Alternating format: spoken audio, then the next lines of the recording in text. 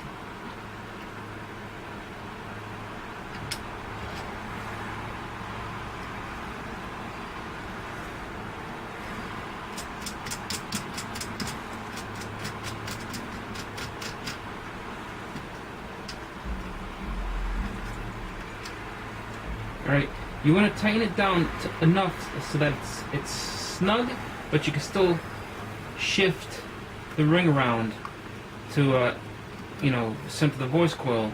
So you don't want to wrench it down, okay? Just enough for movement, okay?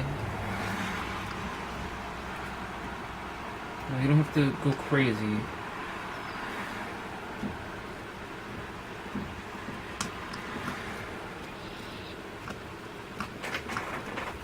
Turn on the tone generator.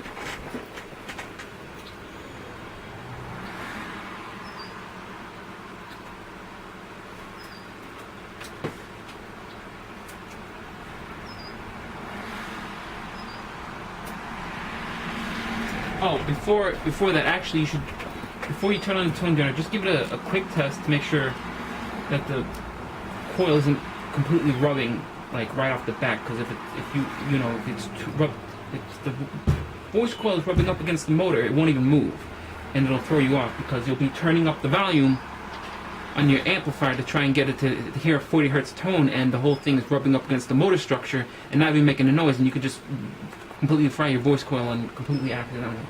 So just give it a quick test, make sure it's not rubbing right off the bat. Alright?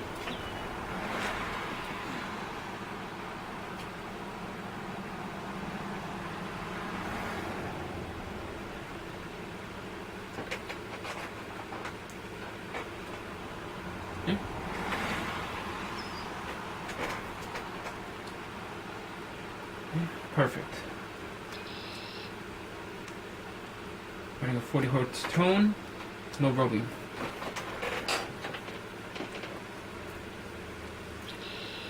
Perfect. And then I run a little bit of music through it to make sure you know, everything's copacetic.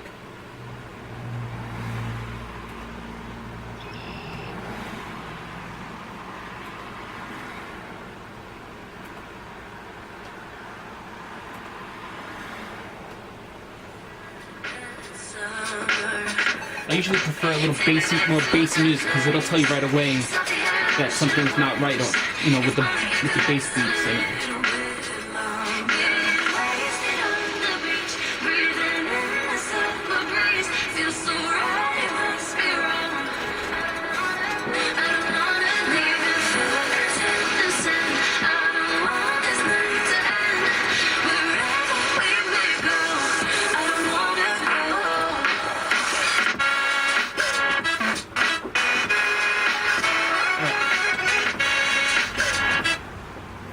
So I heard a little bit of ticking.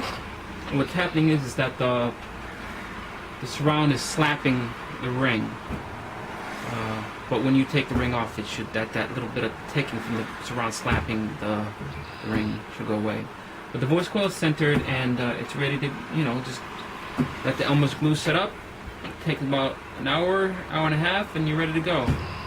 Now, the whole reason I came up with this is that I find that these speakers have a weird alignment issue, and that I have like 6 of them where I did the ring setup, the voice coil was centered, and I did it by hand. So you know, I'm sitting here with the ring and there's no rubbing, and it's fine. And then because it was really hard to sit there without, you know, with the ring and run a tone through it, so I figured that, you know, just doing it by feel would be fine. But apparently that's not the case with all of them, because what felt fine by hand, I'm pushing and it feels fine. The voice coil is not rubbing. When I ran when everything dried up and the surround's already done and everything's already, you know, ready, I run a 40 hertz tone through it, and the voice coil it misaligns. So even though it was perfectly fine by hand, I ran a 40 hertz tone through it. Now the voice coil is misaligned. So it seems to me like the motor structures in these speakers aren't always centered. So it looks like they might be a little bit off center, so that when the voice coil is fine, when there's no magnetism, but then when you run a music through them or a tone through them, it cocks. Since it's not perfectly aligned, it cocks the voice coil, and now it rubs. So that this should totally, you know, running the 40 hertz tone, so now it should be totally aligned with music and everything. And on top of that, this is just a real pain in the ass speaker to get in the surrounds and make sure they're set and you know, everything's even and tightened down. So this solves all those issues in one tool. Alright? So probably another revision or two, and it should be ready for sale.